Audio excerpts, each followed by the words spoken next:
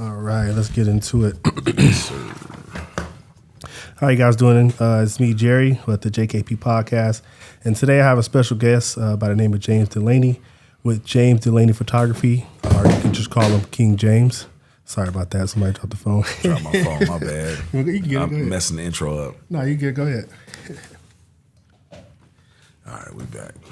So I like to start off the podcast with a quote. And you might, this quote might sound familiar to you. You need to get up, get out, and do something. Don't let the days of your life pass by. I got that for your Facebook. Get out and get something. Don't spend all your time trying to get high, player. That was my, I think that might have been my senior quote in high school. Okay. That's what it was. Yeah, I put it on your Facebook. I did a little homework. You know, okay, so, okay. You can find a lot online. A little research. All right, so with that being said, I'm gonna play a little tunes to get us into the thing. Here we go. It's been hella quiet around Visalia, man. Somebody dug deep. It's like nobody want to step up to the plate, so You know I had this. fuck it. I told you I did a It's little been homework. 3 years and I ain't said a fucking word. Niggas asking go see what them nouns, what them verbs. I had to walk away, this shit was getting hella fairy. Now I'm really shooting niggas on my charge Stansberry. Understand this, it ain't never left my soul. Yeah, that boy got fired, oh that nigga so cold. It's James with a camera, if it ain't, then it's gold. Either way you got a problem, cause I'm capturing your soul.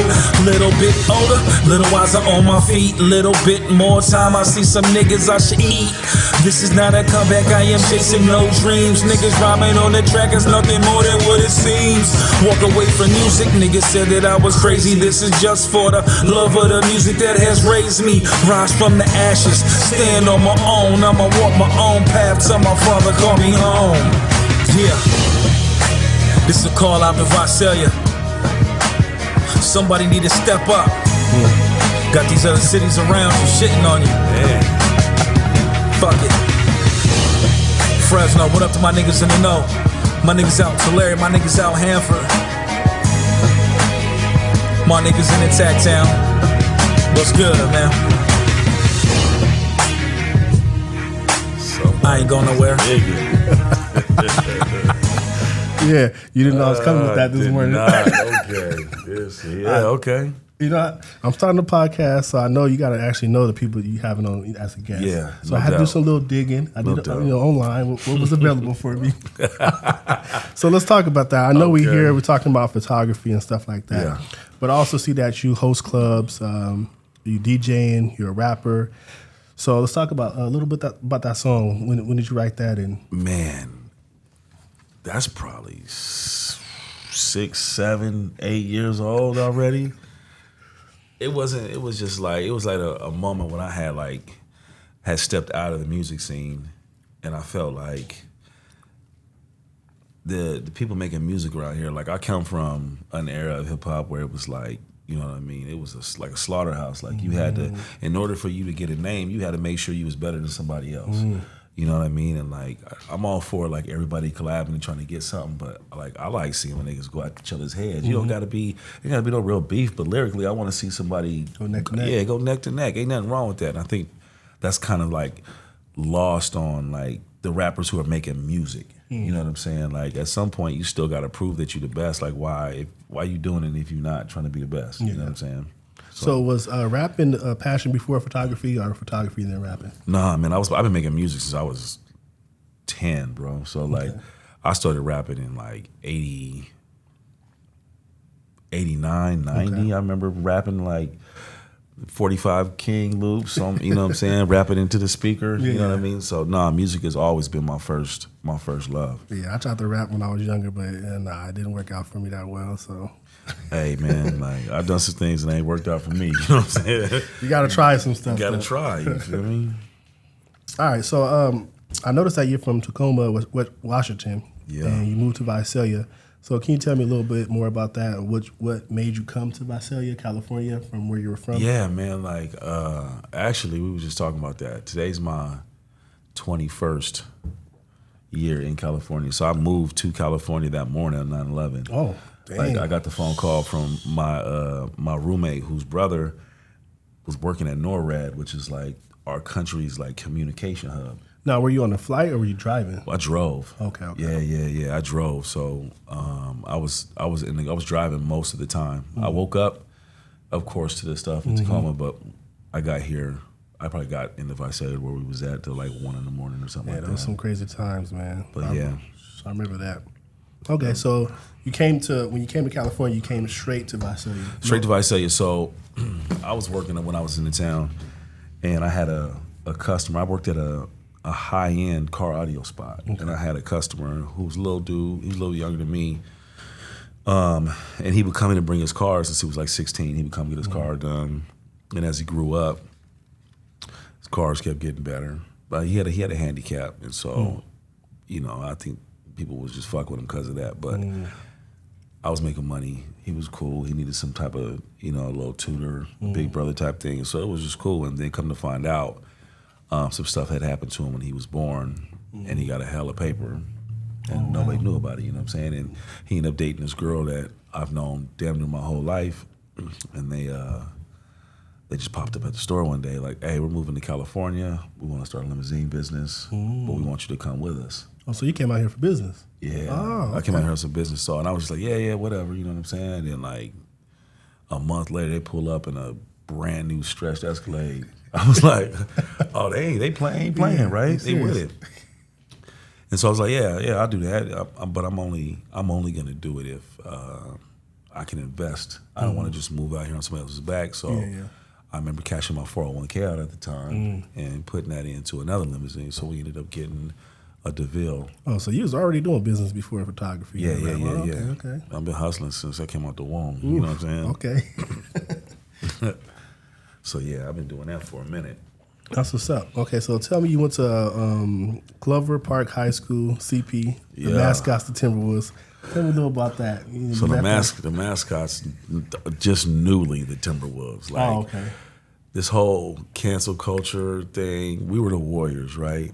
And so this is crazy because I remember back in high school, it was kind of controversial because there's hella natives where I'm from. Like, if you look at all the cities, even Tacoma is a native name. You know what I'm saying? And so they were hard pressed about the mascot, and I get it. Now that I'm older, I get it, right? And we had a dude dressed up as an Indian with the headdress on, or could ride out on a horse. You know what I'm saying? It was the Florida State Seminoles, right? And at the time in high school, I remember they come in our class, try to talk to us and tell us how they felt about it. And I was a knucklehead, and I was just like, "Yo, like we're trying to tell him we're showing love," but I didn't see it on the flip side. Like, and he would, excuse me, he even said like, "What happens if we put we were called the slaves or something like that?" Yeah, right. And I'm like, well, then let me be the mascot. Like, it is what it is. Like, and so just recently they changed the name to the Timberwolves, which is weird. Like, there's so many other definitions of a warrior rather than it being associated with Native Americans. You know what I'm saying? So I'm still a warrior. They can be Timberwolves. I ain't really tripping. Now, is this a small high school? I think I've seen thousands students. Or is it a big high school? So when I was in high school, there's the highest level of competition sports wise was AAA. There wasn't even 4A when I was in high school. Okay. So we were in AAA, but because of where we were, we had a huge high school, but the enrollment wasn't crazy, right? And it was a small school district, right?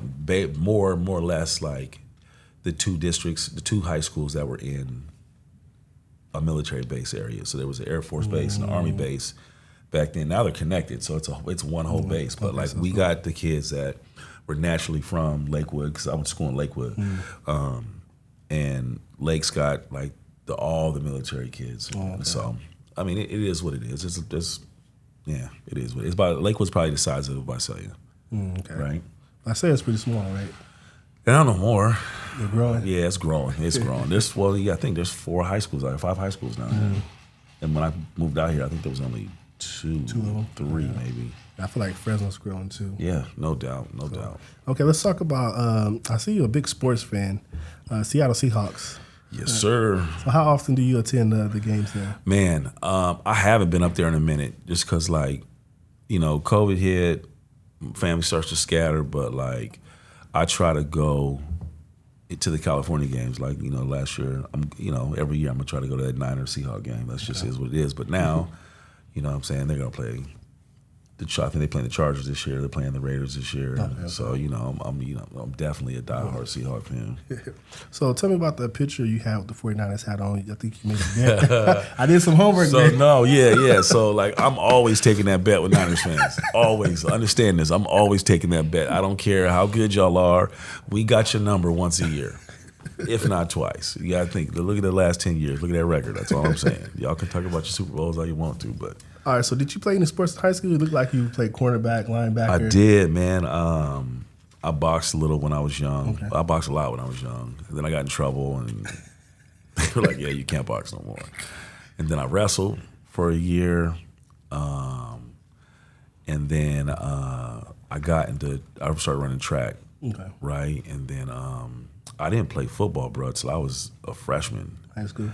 And they wanted me to play running back, but I couldn't take a ball. I was like taking a handoff like this. You feel me? You got to take that ball, man. Yeah. And so I played football, ran track in high school. We weren't that good at football, but we had a bunch of athletes. We just couldn't get our heads together. Yeah, you know what I'm saying?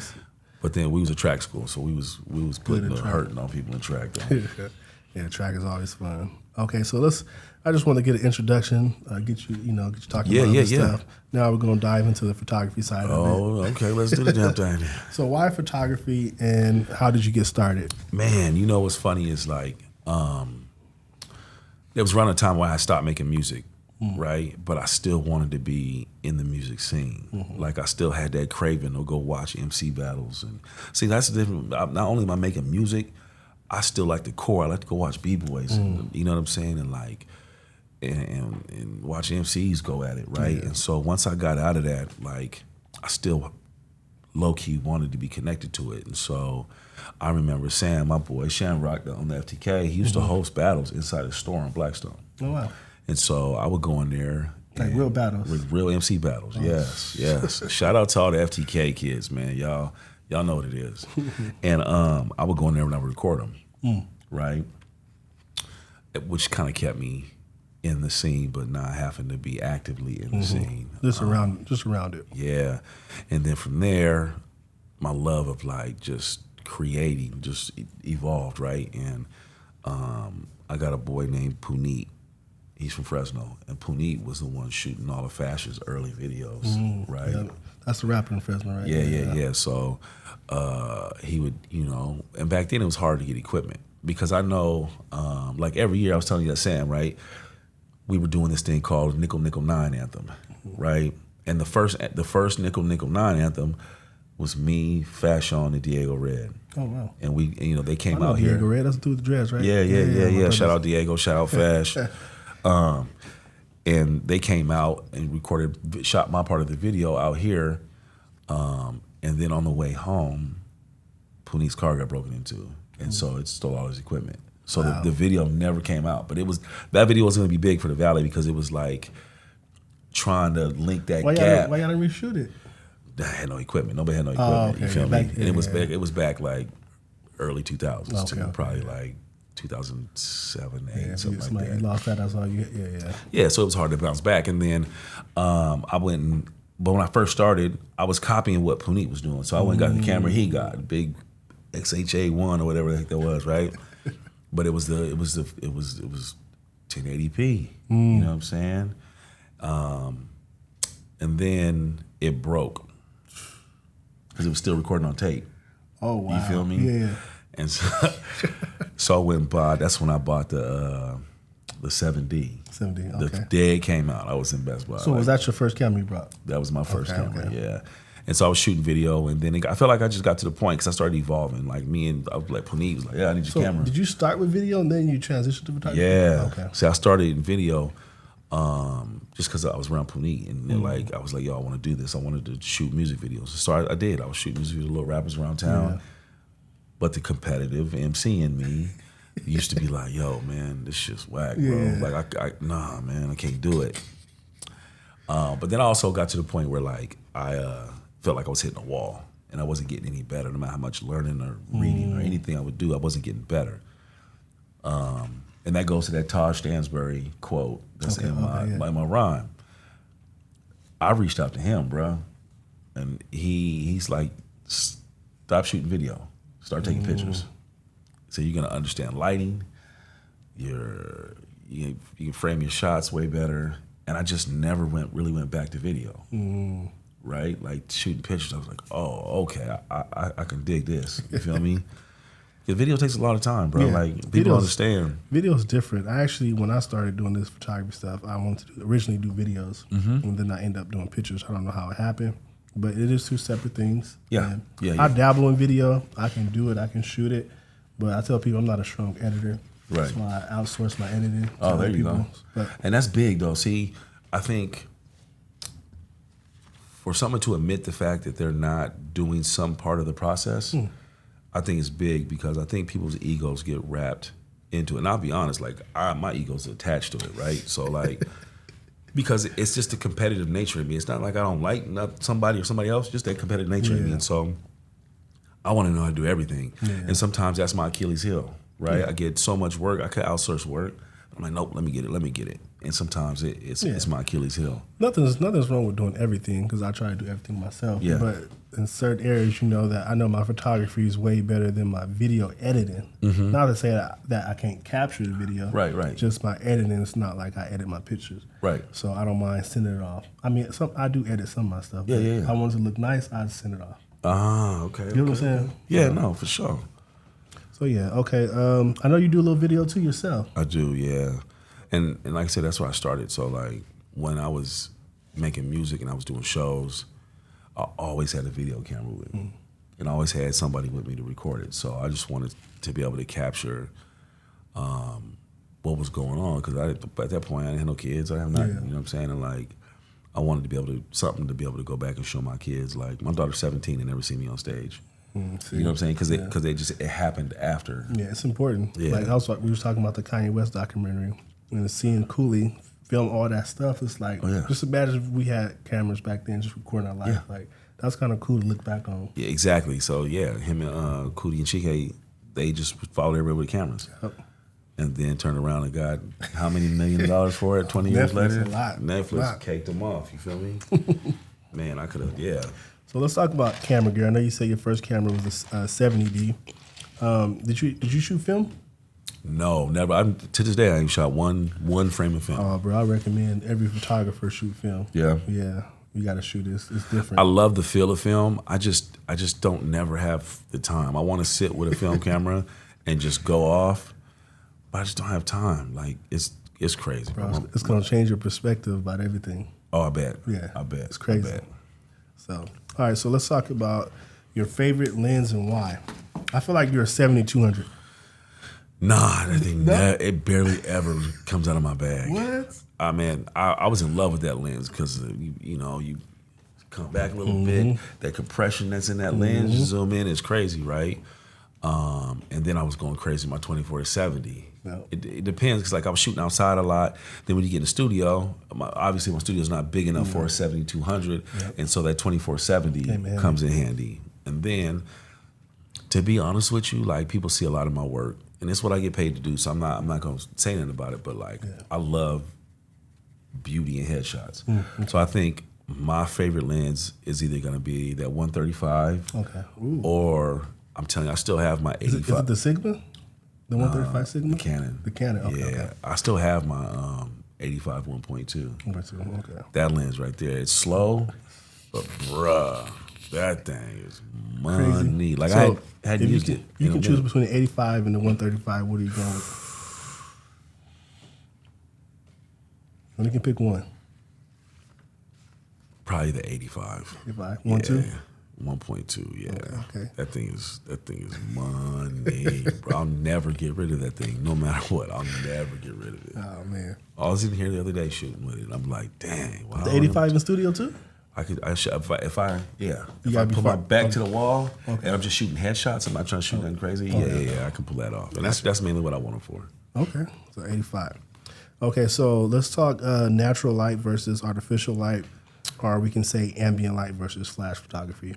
Okay, I know you do both because I can look at your work and see that you do both natural and artificial.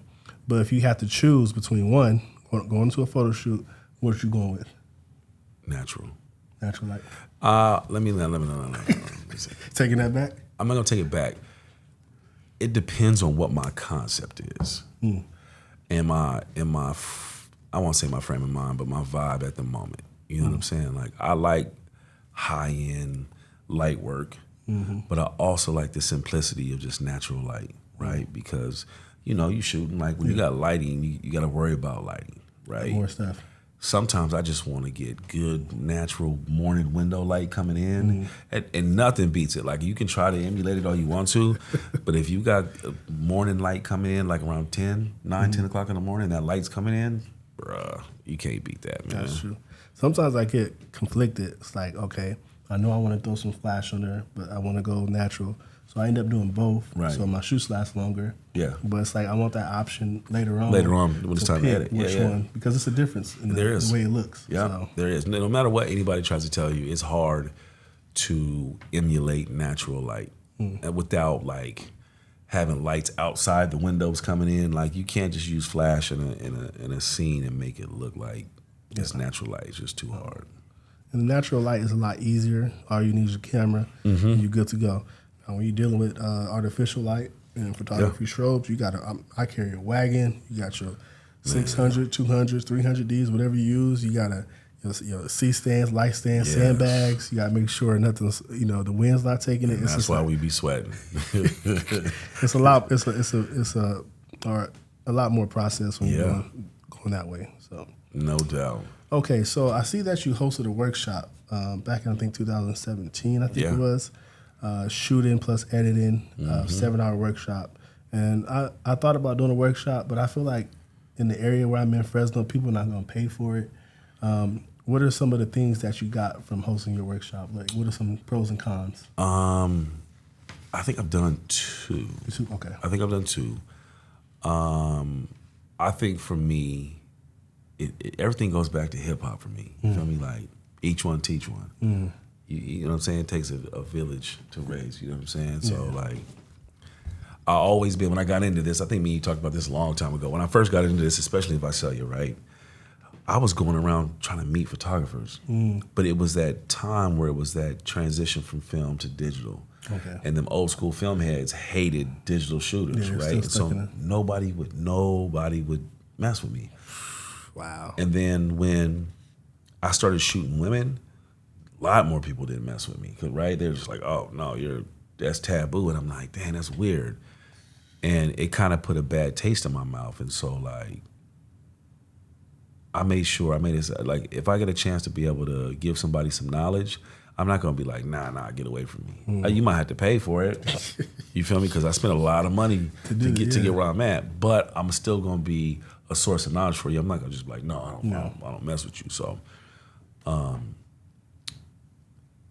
getting out of it, you make some friendships. Like, I get to see some of the photographers that took my class blossom. Like, I got a couple of them that are full-blown photographers, businesses and all, right? You know what I mean? And then I get my guy Ren at Republic. Shout out to Ren. He let me use his nightclub as a place to shoot. Okay. Then we were done with there. We came in here. Is that Rookies? No, that's Republic. So Republic would low-key be my competition as nightclub, but nah, them is my dudes. I've known Ski and Ren since they was like 14. And Ren's a good dude. What's up?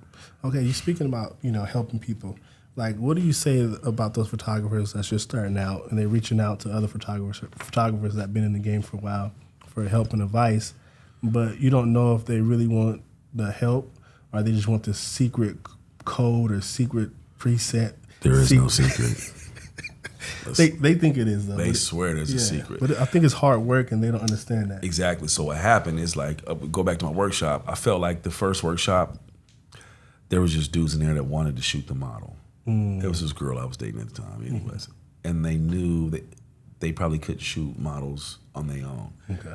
Right? So they wanted to shoot the model, But then when it came to like learning the classroom portion of it, they weren't even paying attention. They thought they had already knew what was going on. They just wanted these images. And that's how it is. A lot of the women that come to my class, they're attentive. They're paying attention, asking questions. This is that. The dudes just show up because they want to shoot the model. Wow. Right. That's crazy. I think only one dude that showed up to my class that was like really into it was Cisco out of Hanford. Really Shout out to Cisco though. He was for really real. trying to learn. Man, and that's another. Cisco is doing his thing, bro. His podcast, got a music studio. He's shooting music videos. He's doing, man, bro. Cisco's I have to get him on the show then. Yeah, Shit. Cisco's a hustler for real. Yeah, that's crazy. Okay, so let me see. I got a whole list on here, you guys. Keep it so coming. your favorite social media app and why? Instagram.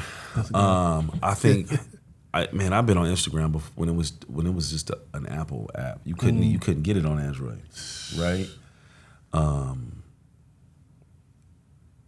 It's trash now. Like it's evolved into trash, bro. Like straight trash. Like if I had a little paper and I was smart, I'd give Instagram a run for their money because you know what people want, just give it to them. Like, but you get caught up in the having to sell. Your marketing, your ads. TikTok, and, what I'm saying? TikTok is doing it. But I think TikTok is even going to fall off the wayside because it's not necessarily designed for creators. It is a little bit, but like you got everybody trying to do a new dance. I'm talking about like real life creators, right? And so if you give them a platform that they're not trying to create a fad, but create a legacy, right? Like start something legit. And give the people what they want in the way that they want it. Once Instagram took away the chronological order, it just fell apart. Yeah, it messed up everything. They should have never sold to Facebook, period. Everything's Reels now. Everything is video. Pictures are still on there, but it's just like, if you're not posting those Reels. Yeah, you're not posting those Reels. I've been stuck at like 12,000 followers for a year and a half. But the whole time is, I go on the back end and I pay attention to it, right? And so, I get an app that'll tell me exactly how many followers I have. And then I count how many followers, and it'll tell me when people fall off. Yeah. But I know I was at like 14,000, 15,000. It just, Instagram was not, they wasn't going to tell me I was there. It just kept it right there. That's why I just like. It's a certain algorithm, how they do everything like that. Yeah. Because I've been stuck too. I ain't got that many followers, but I've been stuck where I'm at. I fell in the trap of like, I got to get this, I got to get that, I got to get these followers, I got to go. And then I just started to feel like, this is just a game. Now, like you'll see, I'll go months when I won't even post. I won't even post, bro. Yeah. It's a game to me. If I feel like playing it, I'll play. But most of the time, I'm just like, nah, I'm going. Yeah, see, I was like that too. I was like, let me get 20,000 because all the photographers that I seen online that I was like looking up to their work, they all had like 20, 30K. And I'm like, that's going to be me. I'm going to try to get there. Yeah. And I didn't get there. And then I realized, I'm like, man, I met some people, millionaires, millionaires. They would have like 100 friends. Yeah. And I would be like, okay, so these people got like 20 or 30,000 K, and I was dealing with somebody, and the dude asked me for gas money, right? I'm like, wow, this dude got 30K, and he asked me for gas money. And so I'm like, okay, I started thinking like, okay, this is not relating to reality and actual life. Thank you. This is just a social media hype. And online, they look like they doing it all, but in reality, they don't have it. Fake it till you make it. And so I'm like, man, I start worrying about the followers and stuff. I was like, man, these billionaires only got 100 friends. And their profile's private. Yeah. I'm like, after that, I was like, I don't even care no more. Exactly. So you look at some of the photographers that are like getting paid. Like some of my favorite photographers, they don't even got social media. Right? That's crazy. They're about the real life aspect of working and going to get it rather than trying to be somebody who they're not. Because most creatives, if you think about it, most creatives are introverts, bro. Right? They tucked away somewhere, right? And I think I'm a creative. I'm also, music brought me out of being an introvert. You know what I'm saying? But for the most part, if I'm not shooting or I'm tucked away in the corner somewhere. Yeah, that's exactly how I am. Photography kind of brought me out. Even doing this podcast right now is bringing me out to be in front of the camera because most creators are behind the scenes capturing stuff like this. But doing this is trying to help me be uncomfortable and me grow in this atmosphere. So I got another question for you. Okay. Do you feel pressure to do reels? Or are you kind of just like, I'm not messing I don't think I ever shot anything. I'm like, I'm about to shoot this reel. I think when I just upload it, it turns into a reel. You sure? Yeah. No, because you can upload a regular post and then you have the reels. 2 different posts. Oh yeah, I don't think I ever done. No, because I think what happens is if you post a video that's over a certain amount of time, I think it forces you into a reel. I don't know. That's how much. So the reels, it used to be a minute. Now it's a minute and 30. But if you post a video longer than a minute and 30, it's just a regular post. It's not a reel. Oh, okay. So you haven't posted a reel yet? Yeah, no, I ain't even. No, I don't care about that. So are you on TikTok? I am. Okay. The only thing on TikTok is me rapping. Okay. Yeah, there's probably 3 posts. 3 posts. Yeah. I'm trying to. At first, I was like, I'm not going on TikTok, and then I was. I can't keep up, bro. It's too many. You got Twitter, TikTok, it's like all these apps, and then you got to post each content on each one. It's a lot of work. Yeah, so I wasn't a fan of TikTok, but then I was listening to some people saying if you want your business to grow, you need to use TikTok and all these platforms so you can reach different audience. And I was like, oh, that's smart. So now when I post on Instagram, posting on Facebook, Twitter, TikTok, all these platforms, they're getting everything. I'm flooding everything. Yeah, so, with the same consistent content, right? So yeah, maybe, I don't know, man. I don't know. He said, I don't know. All right, here we got a few more questions. Yeah, let's do it. I know we talked about this in your live one time, but when you don't feel motivated to shoot and you get in this mode of not posting or shooting like you normally would, why does this happen and how do you get out of it? At first, when I would get into my like creative funks, where I was like, it used to stress me out. But now I can feel it coming. Like he's like, I don't feel like doing this. And then I go enjoy life, like my real life. Like I put a camera down, I get away from everything, and I get to enjoy real life. You know what I'm saying? Relax, not have to be under the pressure. You know what I'm saying? People are still hitting me. There was a point where I wasn't even responding to DMs. Like straight up, like people were mad, people were blocking me because I just wasn't. Man, I'm my mama, man. There was a chick I saw last night. And she was like, oh, I hit you up, no. And I was like, yo, I was just going through, I was on a creative sabbatical. I was just not, she was like, oh, that's why I blocked you. She was like really mad about it, bro. And I'm like, you realize it's social media, right? And like, if you go to my social media, my telephone is on there. You can call me, yeah. Right. Nah, these kids don't know how to do anything like that. But I think it happens, you know, you get on a roll. Boom, boom, boom, boom, boom, boom, boom. But sometimes that roll comes to an end. And it may not be the end forever. It's just the end of that little role you want creatively, right? And sometimes you got to regroup and come back. And, that's true. You learn more too. And you learn, you know what I'm saying? You learn more on the back end than you do during that role because your role is just it's a flash of consistency that you're going through. You know what I'm saying? And you mentioned the word pressure.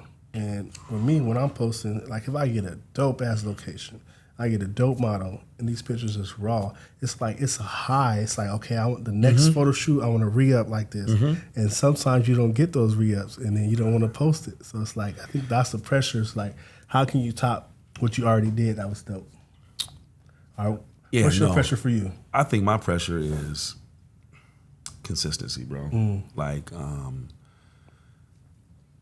it gets to the point where you become a slave for money, right? Because it's a business, right? We're trying to make money, and you become a slave for your money, and then you end up having to do what your customer's asking you, right? I mean, sometimes I'll be like, that ain't for me.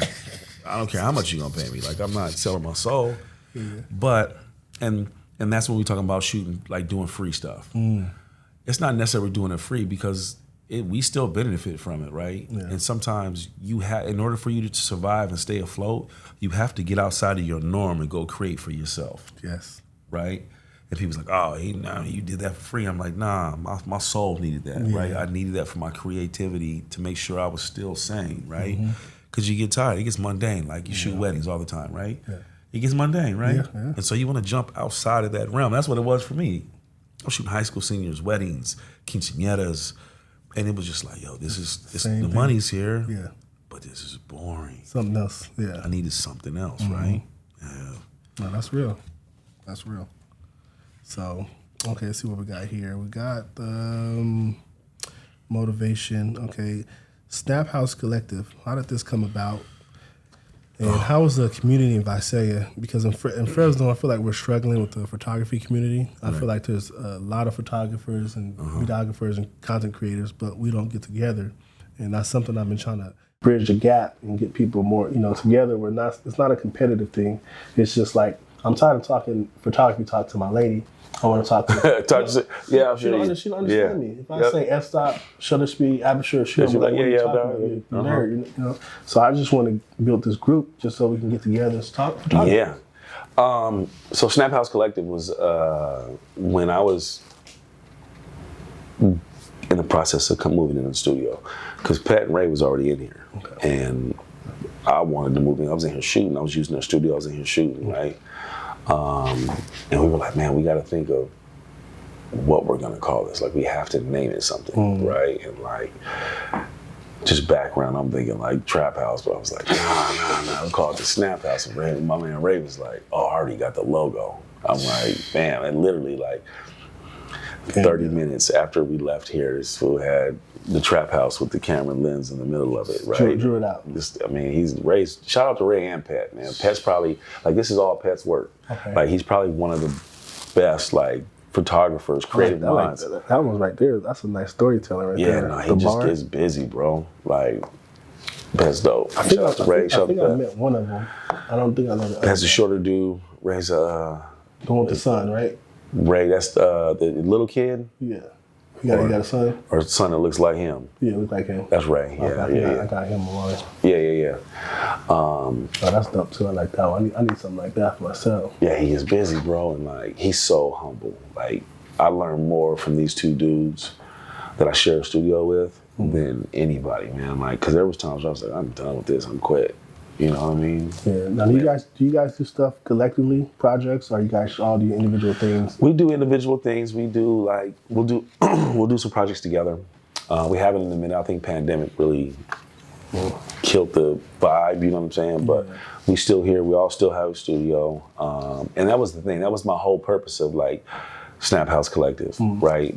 And I think for me, I got so unwrapped and trying to be so tangled up, trying to be this Instagram fucking dude, right? That I lost focus of what I really wanted to do, because Pat is a dope cinematographer. Yeah, I can see. He's dope. I can see it. And he's got his equipment for days. So it's like, at my leisure, I can just be like, Pat, I need you, and he'll be there. What do you need? Okay. Well, this is what it's gonna cost, right?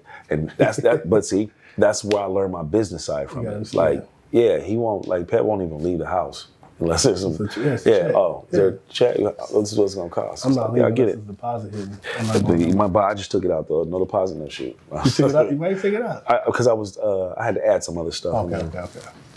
Yeah, that deposit is very important for photographers out there. Make sure you get your money. At least, mine is 50%, but some people do, whatever they want to do. But make sure you get those deposits, because get your deposit. Take care of the business first. You're gonna miss out on an opportunity because someone's gonna back out on you, and you're gonna miss some bread. So make sure that you get that non-refundable. Yes. I let my deposit be transferable. Like, if you gotta cancel, excuse me, if you gotta cancel, I'll let that deposit move to a different day. I'm not that. Oh, I'm strictly. Yeah. Once that deposit hit, hey, this ain't coming back. No, it's not refundable, but it's transferable. Okay, yeah. If you miss an appointment, then I'll let you do your day. Okay, only once or twice after that. I said one time, because two times it's gonna go to the third. You get one time to change the date, and then after that you have to send another deposit. Yeah, you're gonna have to just go ahead and drop that cash again. Because I've had people, you know what I'm saying, try to, I want my deposit back. I'm like, yeah, okay, I want $1 million too, but you ain't getting that back. Sorry, it's called my time. People don't value time. Yeah. Not at all. So, what was I about to say?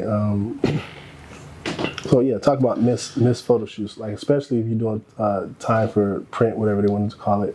Like, a lot of times when I first started off, you would book a model, not book a model, but hit a model up. Okay, let's shoot, and then they cancel. There's a lot of cancellations of photo shoots and stuff like that. So, how did you feel when that happened? Or, like, when you do that stuff, working with people? That's just lack of respect. You feel me? Yeah. Like, when I first started shooting, I couldn't get. You were the first person I shot. Oh yeah, you came to Fresno. When I came to Fresno, you were the first person I shot outside of like a model. You were the first person I shot. Right? Was it hard to get models to shoot? Yeah, nobody would shoot with me. What, bruh? Nobody would shoot with me. That's crazy. Nobody. I think the first time I got to shoot some models, like, it was set up by Ray and Pat. They were shooting them. And I was just like, I was kind of hesitant to get in there. Like, nah, get in there, get some shots. I think it's probably when you moved out here, you know nobody. But at that point, I knew hella people. Oh, okay. I just didn't. It was weird, bro. Now, I can't even explain it. Like, I couldn't get people to shoot. And then I think after that shoot, after me and your shoot, and then I ended up shooting with Ray and Pat, and I dropped those images, then it was just like the floodgates open. And I was like, I asked you to shoot though. You told me no. And now they come back around. And now they come back around. And I'm just like, oh, here we go. That's the best feeling right there, boy. And that's what drove me. That's what drove me to work constantly every day. I lost friendships, relationships. I was losing money. I just didn't care. I just wanted to be the best I could be. It's a sacrifice. You gotta sacrifice to be the best. Exactly. You gotta, But yeah, so for me, I don't know. I didn't have I would hit people up on the gram and stuff, and a lot of people would deny me and tell me no. But most of the time, I would just shoot my friends and stuff, and I would just use them for my practice runs and stuff like that. And then gradually, certain people say yes, but and then now it's like, I'm like, at this point, I turn people down. Like, they hit me, hey, let's shoot. I'm like, okay, well, here's my website, make a deposit. Oh, I just wanted a free shoot. I'm like, nah, I'm good. I ain't got time for it. And like I said, I ain't knocking nobody who wants to shoot free. Hey, you have to. I don't care who you are. You, if you're serious about your craft and somebody wants to shoot, go shoot with them. Period. Period. Everybody thinks that you're gonna pick up a camera and start making money. You guys are fucking the industry up. I'm telling you, you're fucking up the expectation. There's a lot of photographers out here now. Yes, it's sad. It's like rappers. I went from one creativity to the other creativity, and both saturated.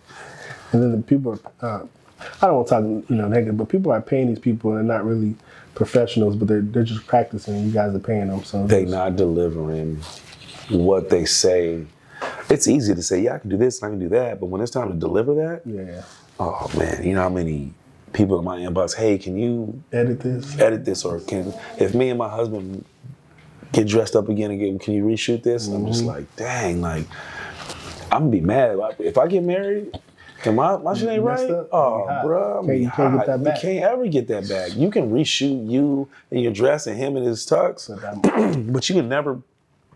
The feeling, you can never get that back. That's true. Yeah, you can tell the difference between quality. Look at your work and a few other people. You can see that you guys put time and effort in the actual edit. Now, how do you feel about photographers? Nothing's wrong with these photographers because I'm probably going to have a few on the show that does presets. But how do you feel about people just shooting and adding a preset to it? You're not really getting a deep dive edit. You might as well just shoot with your phone, man. Just like an Instagram filter. Like, I'm going to keep it all. I'm not knocking nobody because what I did, and I'll say this, what I did is I took presets that I was like, oh, it's kind of where I want it to be. Let me go in and tweak this, and now it's my preset, right? Like, if you're not willing to do the work, you're not willing to do the hard work to make your job easy, you're just killing your workflow.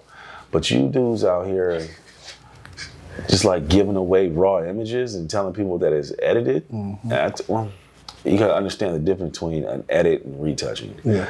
Don't put yourself on a retoucher's level if you're just an editor, right? Like, two different things. It's two different things. And like, I see my homegirls be like, oh yeah, I went and shot with so-and-so, and then I see the images, I'm like, dang. It's basic, and they're paying a lot of money. You paid a lot of money for something you do on your own. Something you could have did on your own, right?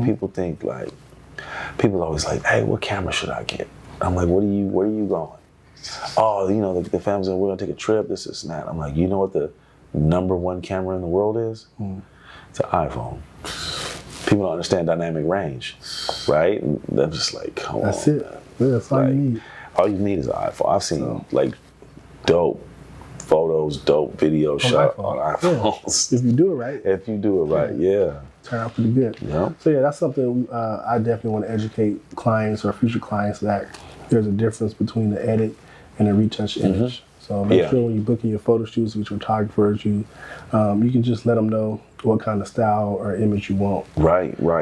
It makes a big difference, right? Like, I think for retouchers, and it's hard for me because I'm really big on retouching, and so it's hard when I go into just the regular editor, like when I'm doing like my weddings and stuff like that I don't get all crazy retouch with. I just got to find a fine balance between both of them, right? Because it's hard. For a wedding, I don't do a deep retouch because there's so many pictures. So many. And it takes too long to do. Just color correct them? Yeah, so I do a color correction, the white balance and stuff like that. I do a skin smoothing, and then from there, I send them out.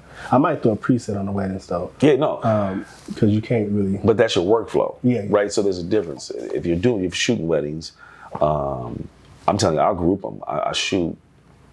I know what I shot. I know what settings I shot them with. So it takes me one of those images from that group. Oh, that's how I want it. Copy, sync, boom. I move on to the next ones.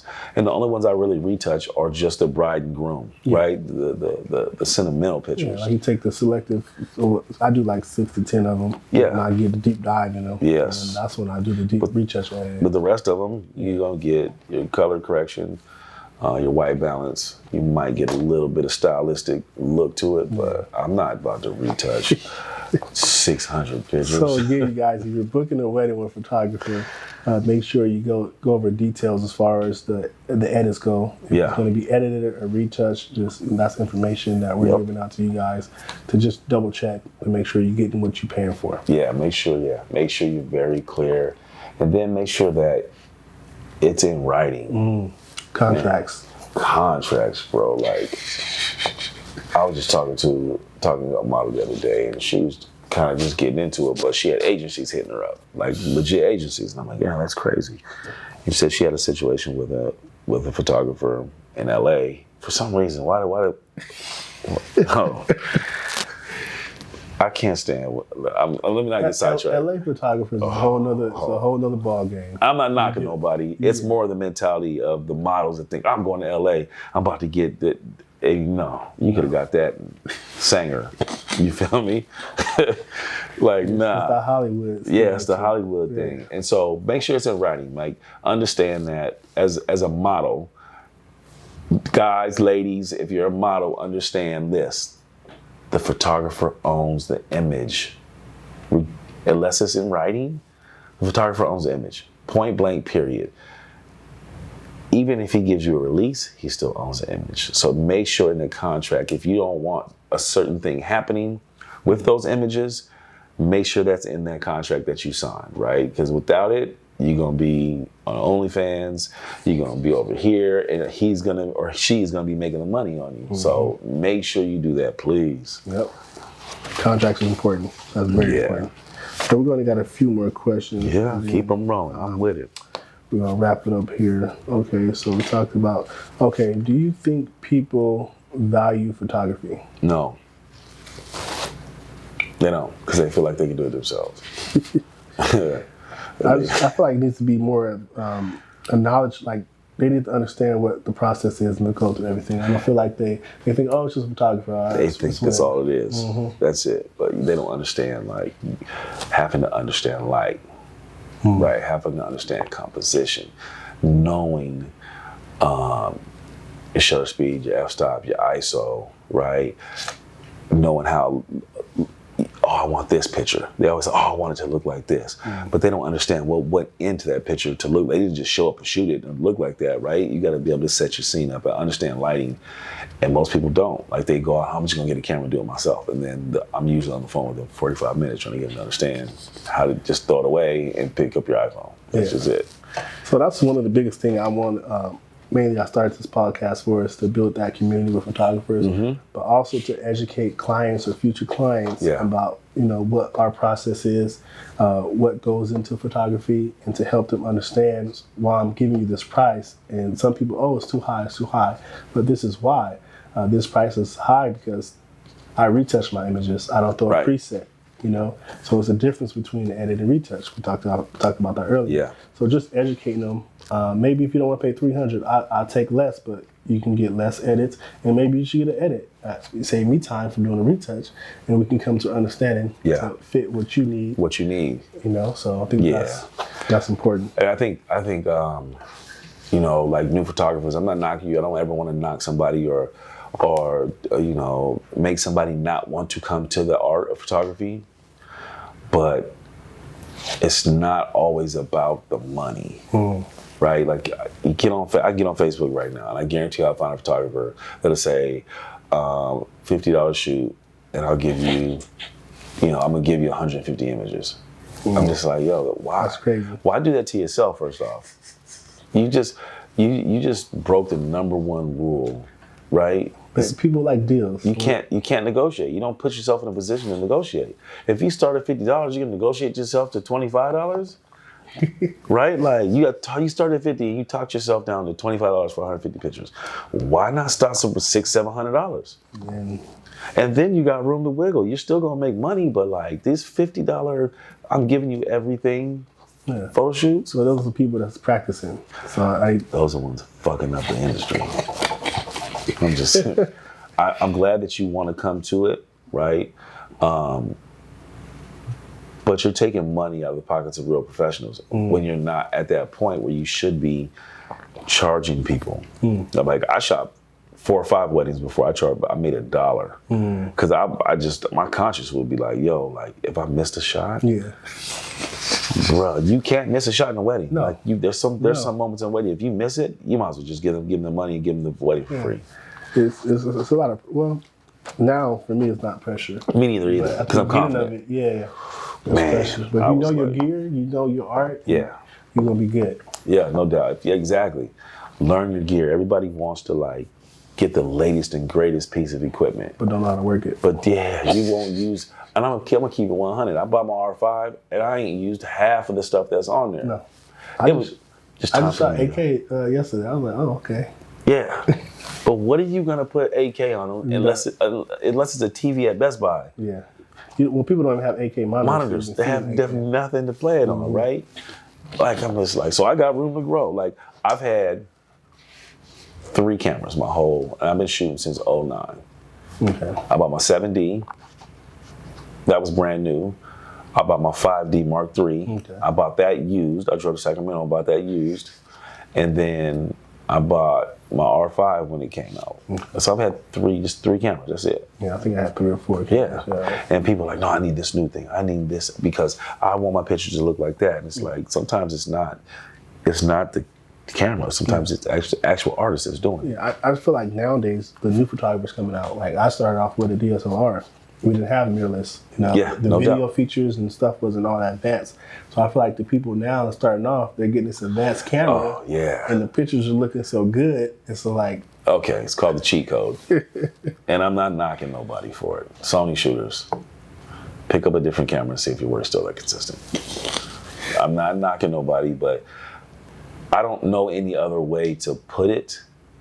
But it's like it's an iPhone with a lens. Mm-hmm. It's more of a computer than it is an actual camera. I'm not knocking nobody, bro. Like by any means, go do it. But I think I'm going to get back into my photographer's photog when I was doing those competitions, because not only I don't want to like knock nobody, but understand.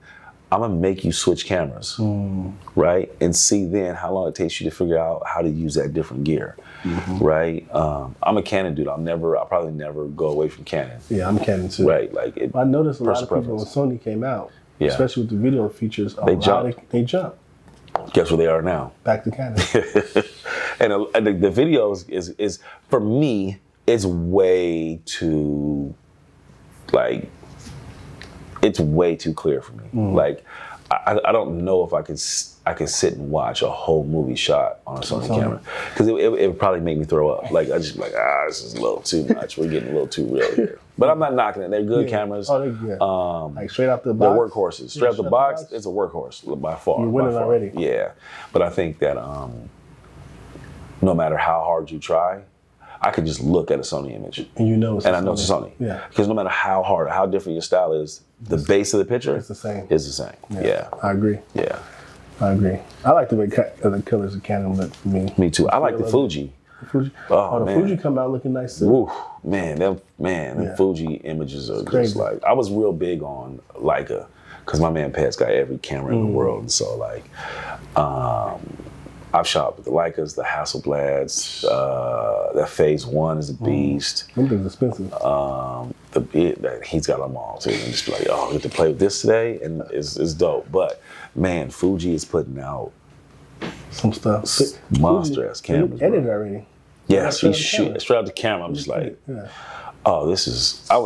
And it doesn't look overly computerized or overly. Looks natural. It looks natural. I'm just like, man, okay. Contrast, the vibrance. Yeah. Everything looks good. Yep, I like it. That's crazy. Okay, we got a few more questions, and then we're gonna wrap it up. Yes, sir. Oh, I seen you had a drone. I've been thinking about getting one. A lot of people request, oh, do you have a drone? Is it worth it? Let me tell you this. I'm a big ass kid, and I know I should be making money with it, but I want to push the limit to see how far I can take that thing before I crash it. I won't buy one brand new. I've had 2 Mavics. I bought them both used. The first one, I was like, if I'm gonna shoot, I'm gonna shoot something just epic. And I was up in the park, well, 3 rivers, and literally I was shooting, going down the river, went up under a bridge, came up out of that bridge, and then it hit a tree, boom, right in the river. I was like, oops. And then so I bought another one a couple months later. It's been sitting in my bag. Like, yeah, they're dope, they're fun. And yes, you can make money with those things because it gives you the ability to do something that nobody else can do. Yeah. When I first bought the Mavic, nobody really had a drone. When I bought mine, and that was like 3 years ago when I bought my shit. Nobody really had one out here. And I was shooting it, and people were like, why do you have a drone? I'm like, real estate. Yeah, people don't look outside the he shoots models. No, I'm shooting houses. I'm shooting the real estate. Man, my boy Danny Clarman. Shout out to Danny. My man is a beast, bro. Like beast. He's shooting, multi-million-dollar listings in LA, bro. That's where the money at.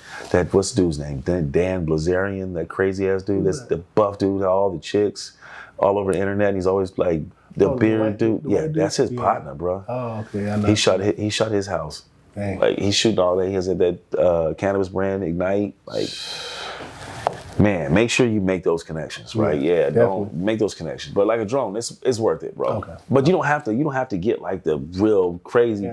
You can go buy like the Mavic Mini, bro, and like be able to $1,000. You have the Mavic Mini, and you got the dope remote that goes to it with Scream already built into it. Okay. Yeah, you in there. I bought mine because that Mavic was doing like 40 miles an hour. I was zooming. Was moving. I was zooming down the street. I was just doing dumb shit. That's funny. It was a sideshow with my drone. Anything else you wanna add to the podcast or related to the podcast? Man, I appreciate it, man. But this goes back full circle. I think when I first started, like you were one of the dudes whose work I was looking at, right? Appreciate it. And there was a couple of other dudes, but again, like it got to a point where like I felt like ego takes its toll, and I'm a victim of that, man. I'm not gonna sit here and lie. I'm not gonna sit here and lie, act like I'm not an asshole when I am sometimes. So you feel like you reached out and people wasn't really receiving? Yeah, people. So I could be much, and but I think just through the internet, people get this perception of me. It's the wrong thing because when they meet me, they're like, "Oh, you were nothing like." I just be running my mouth sometimes, bro. Like. And but sometimes I'll say what's on my mind. That's one thing I don't have a problem with, saying what's on my mind. I don't ever want it to be confused with like, that's who I am 100% of the time, because it's not, right? Okay. You see me in public, say what's up. Yeah. Like, I see people in public and I know they want to say what's up. I can see it in their eyes. And I walk up to them, what's up? My name's James, man. Because I don't know if it's cool or they trying to get at me. And I'm just like, yo, like what I do? I shot your girl. You mad? So I want to let's get this out in the open because I don't want to. How you feel about that? If you shoot somebody and you know them, right?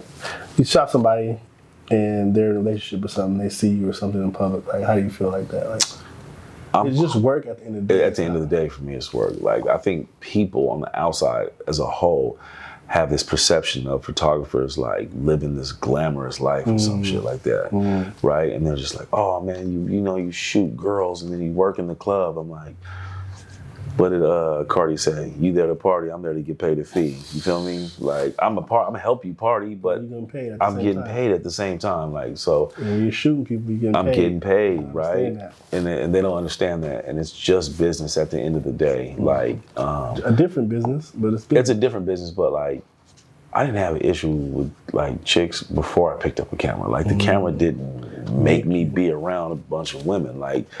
I've been promoting clubs since before I moved to Visalia. You know what I'm saying? I think that's the big gap between different photographers. Like, you got photographers want to get in it for the women, and you got people that's just it's strictly. Yeah, and you can tell. And the women's gonna come to the people that they know that they're cool, but yeah, and it's a big difference. Yeah, and see, ladies, please do your research, because there are some photographers that just get in to be around them, right? And like, I've heard some horror stories. Like, yo, like. How is this person not in jail? They're still doing it. Yeah. And they're still doing it. Out there. There should be no reason that a photographer that shoots women pages on private. Yeah.